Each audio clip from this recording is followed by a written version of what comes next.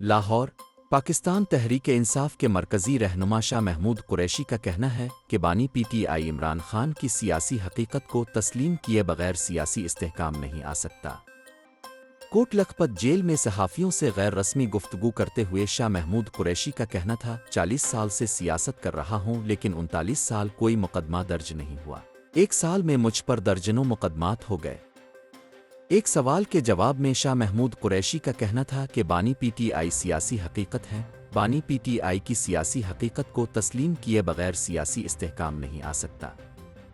شاہ محمود قریشی کا کہنا تھا، نواب اکبر بگٹی کے ساتھ جو ہوا ظلم تھا، اکبر بگٹی پاکستان مخالف نہیں تھے، ایک دوسرے کو غدار غدار کہنا بند ہونا چاہیے۔ 75 سال سے غداری کے سرٹیفکیٹ بانٹے جا رہے ہیں۔